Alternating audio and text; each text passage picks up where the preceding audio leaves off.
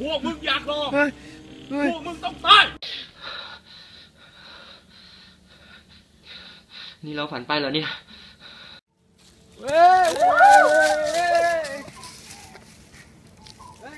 แจงเลยไหมปิดเทอมเมื่อทีไปเที่ยวไหนดีวะเฮ้ยกูว่าไปบ้านต้นกล้าดีกว่าไหมไปดิพ่อไม่อยู่บ้านดีเลยอ่ะก็ดีนะเราก็อยากไปพอดีเลยอ่ะถามเรายังวะว่าให้ไปกันหรือเปล่าอ่ะโอ้ก็บ้านมีน่ากลัวไม่ใช่หรอ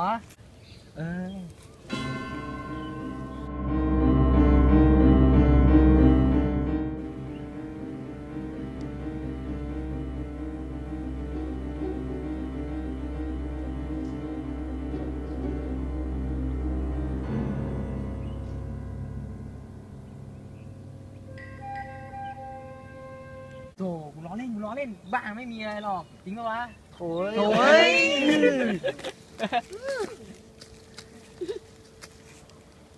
ไม่มีอะไรหรอกนะไปกันเลยมะไปดิไปลูก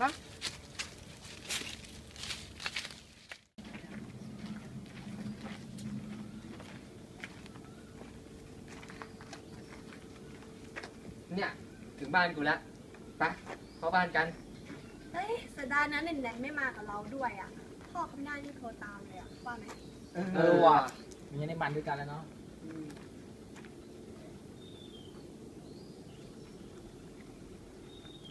อย่ามาเป็นไรทำไมบรรยากาศบ้านต้นกล้าดูน่ากลัวจังเลยล่ะเขาบอกว่าบ้านต้นกล้ามีคนตายไงเฮ้ยนิวพูดอะไรเนี่ยเจ้าของบ้านเขายืนอยู่อะไม่พูดอะไรเลยเฮ้ยไอ้บ้าเดี๋ยวมึงไม่มีอะไรหรอกนะไปเข้าบ้านไปบ้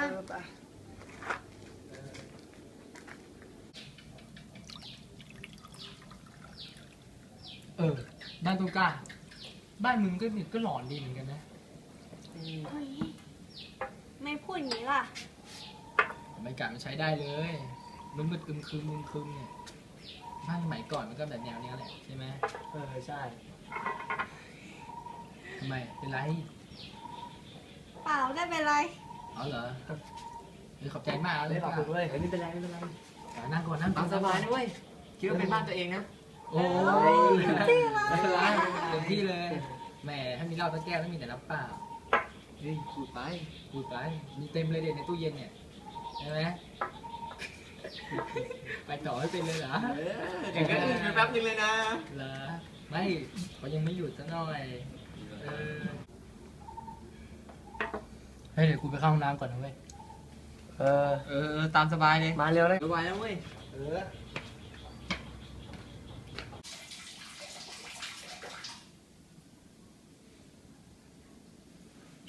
เฮ้ยใครแย่งกูวะไอ้ก้ามึงเหรอ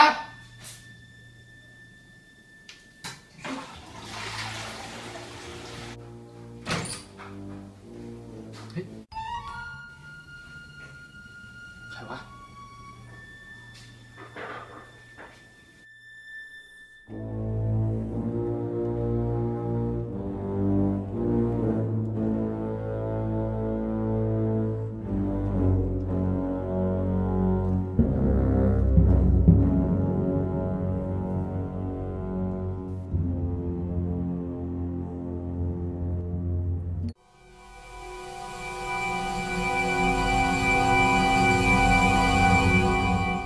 เฮ้ย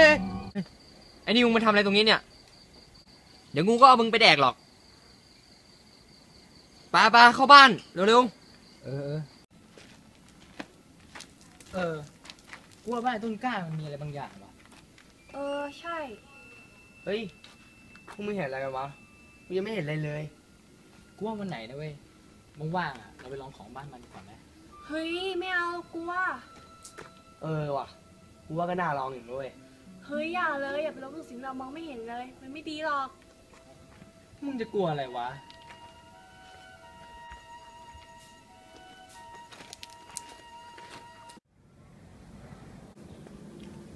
เฮ้ยต้นกล้ากูขอยืมบ้านมึงทำอะไรบางอย่างดิวะ พวกมึงจะไปทำอะไรกันวะผีถ้วยแก้วไงเฮ้ยบ้านกูมีอะไรน่ากลัววะพวกมึงถึงอยากไปลองกันอะ เอ้ามึงจำไม่ได้ไงวันนั้นที่กูไปบ้านมึงอะหลังบ้านมึงเจออะไรบางอย่างนะเว้ยเฮ้ยใครวะ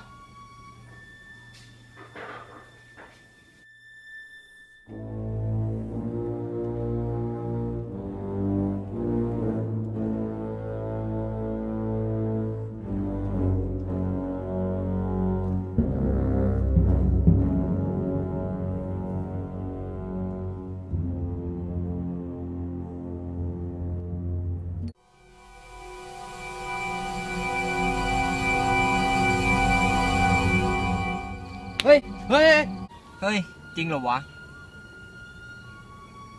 แต่ถ้าพวกมึงอยากลองอ่ะกูก็ไม่ว่าหรอกนะแต่มันจะดีเหรอวะไอ้ก้าถ้าบ้านมึงไม่มีอะไรจริงอ่ะมึงจะกลัวทำไมวะ แล้วตกลงมึงจะให้กูไปไหมเนี่ย ก็แล้วแต่พวกมึงเถอะวะ เหรอแล้ววันไหนที่พ่อแม่มึงไม่อยู่บ้านวะ อาทิตย์หน้าพ่อแม่กูไม่อยู่3 วันไปต่างจังหวัด ไว้ไปวันนั้นก็ได้นะเว้ย ไปโอเคเจอกันเว้ยเฮ้ยขับรถดีๆนะโอเคจับคนละดี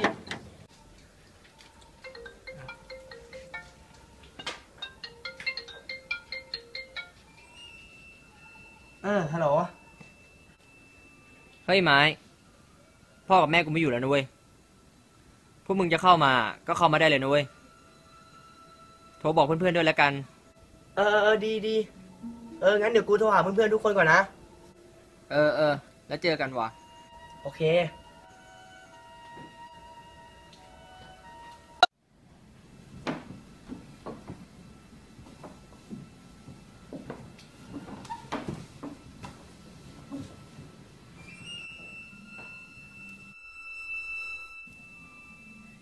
ทำไมมันน่ากลัวจังเลยอะเราไม่เล่นได้ไหม เราอยากกลับบ้าน เล่นไปเถอะหนาอะไรวะมันไม่มีอะไรหรอก จะเริ่มเล่นกันได้ยังเนี่ย พร้อมแล้วเนี่ยจะเล่นกันเลยหรือเปล่าฮะ เดี๋ยวทุกคนเอามือมาวางไว้ที่แก้วนะ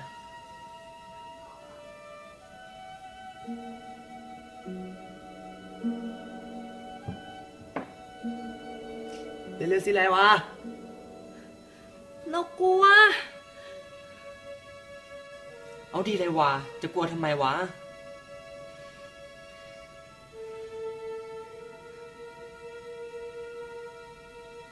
เฮ้ยพวกมึงอะท่องคาถาตามกูนะ3 จบอนะตุบะอนะตุบะมามะนะจะยังโถโตอนะตุบะอนะตุบะมามะยะจะนังโถโตอนะตุบะอนะตุบะมามะยะจะนังโถโต ณ บ้านแห่งนี้มีผีหรือไม่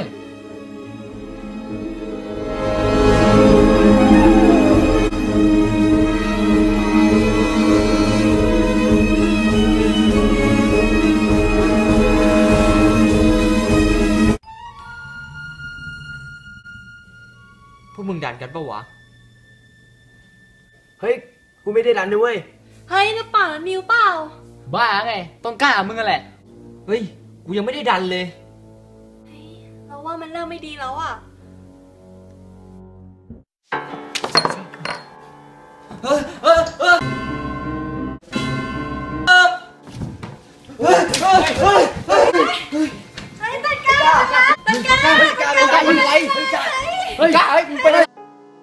ฮ้ยไอ้เกิดอะไรขึ้น อะไรวะ เฮ้ย เฮ้ย อะไรอะ เฮ้ยแม่งเอ้ย เฮ้ยเฮีย เฮ้ยอะไรวะ อะไรวะ เฮ้ย เฮ้ยไอ้ก้าไอ้ก้า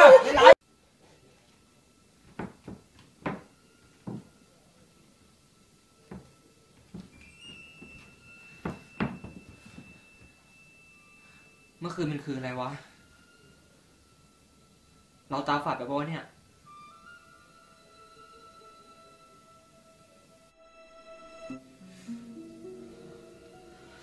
ไม่นิวรู้สึกกลัวไงไม่รู้อ่ะ โหไม่เป็นไรหรอกมั้ง ไม่เป็นไรได้ไงทำไมเมื่อคืนต้นกล้าเป็นแบบนั้นน่ะ แต่ถ้ามันมีจริงอ่ะกูนี่แหละ จะไปเจอมันเอง มึงจะไปทำอะไรมันวะ กูจะไปหามัน กูจะไปหามัน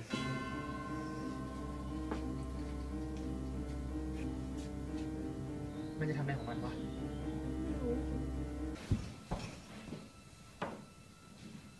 เฮ้ยถ้าบ้านนี้ไม่ผีจริงอ่ะมึงออกมาดิวะ เฮ้ย เฮ้ย เฮ้ย เฮ้ย เฮ้ย เฮ้ยมึงเป็นใครวะฮะฮะฮะ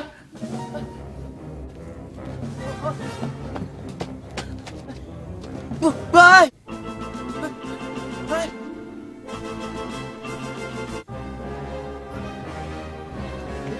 ไปกูไป มึงท้ากูไม่ใช่เหรอ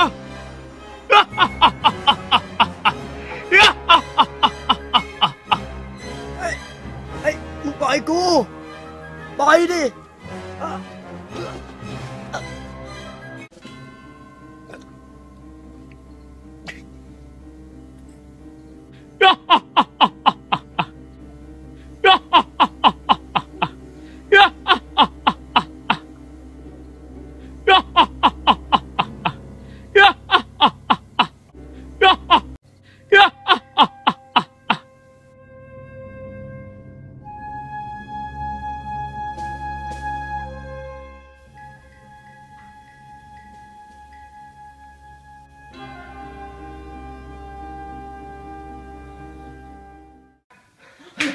ต้นข้า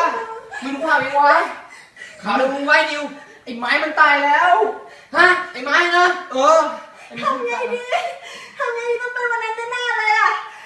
ที่หมายปัญหาเขาอ่ะ ใช่ที่ไหนไม่เกี่ยวเลย เกี่ยวดิมันหาผีอ่ะผี ไม่ใช่ผีหรอก ใช่วันนั้น ผีมีจริงที่ไหนล่ะกูไร้สาระกันไปใหญ่แล้วกูกลับบ้านแล้ว อะไรเนี่ยเดี๋ยวกูกลับบ้านก่อนนะเว้ย เฮ้ยรอด้วย เฮ้ยอะไรของพวกมึงวะ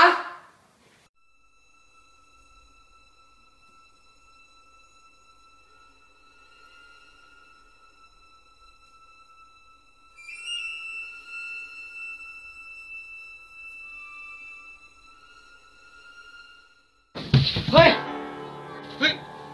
มึงเป็นใครวะเย้ยเฮ้ยเฮ้ย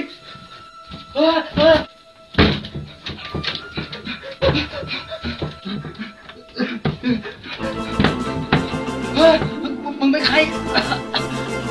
เนี่ยอยู่ในกู พวกมึงจำไม่ได้ยังไง พวกมึงลบหลู่กู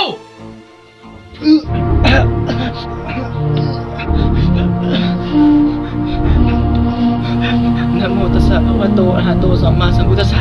นะโมตัสสะภะคะวะโตอะระหะโตสัมมาสัมพุทธัสสะนะโมตัสสะภะคะวะโตอะระหะโต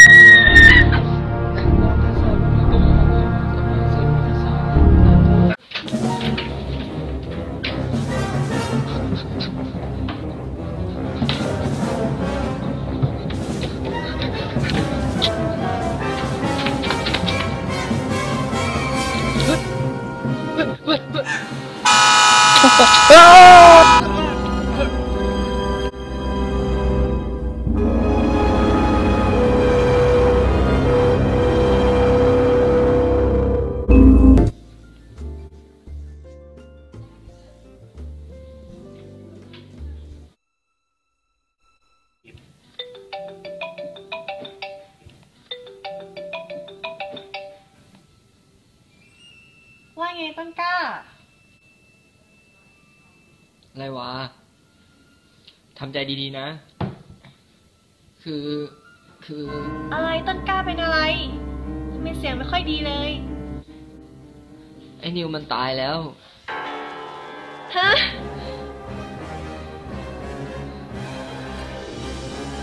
อะไรวะอะไรวะ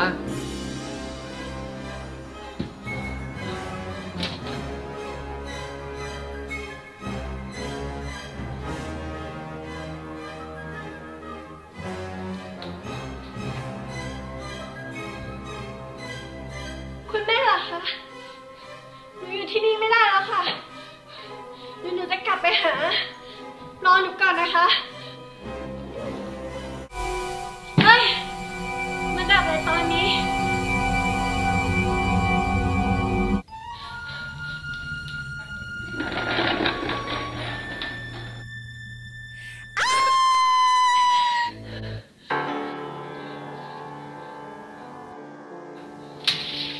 อะไรวะต้นกล้า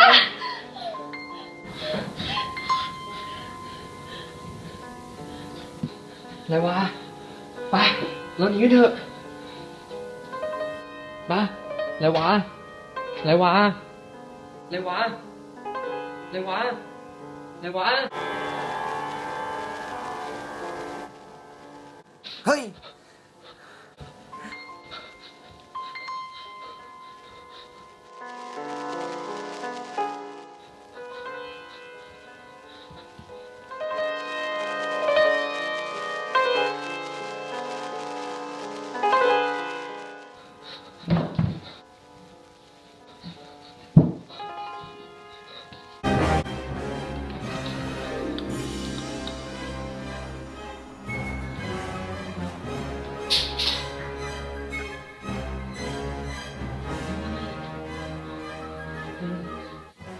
ต้นกล้าเลยด้วย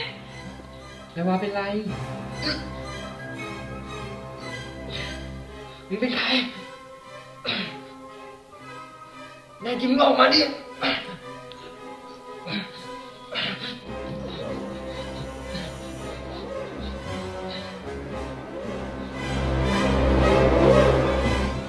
มึงอยากเจอกูใช่ไหม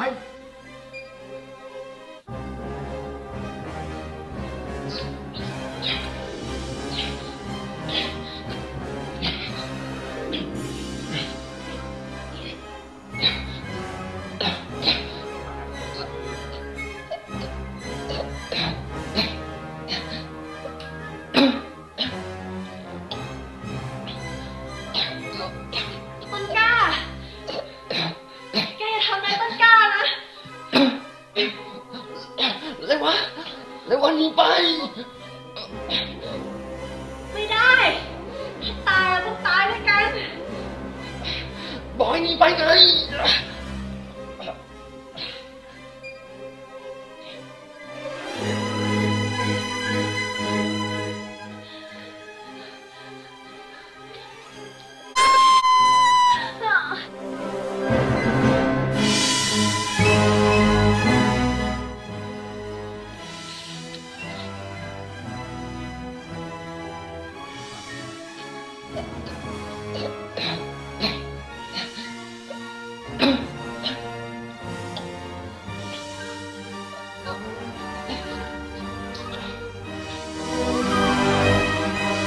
อะไรวะ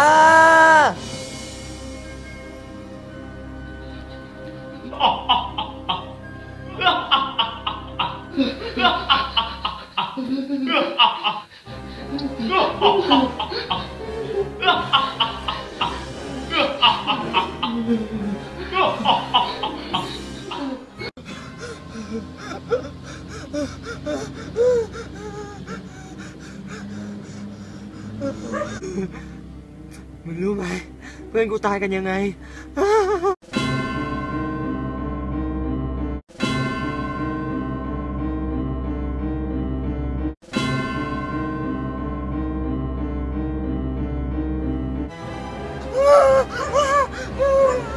อย่าเข้ามา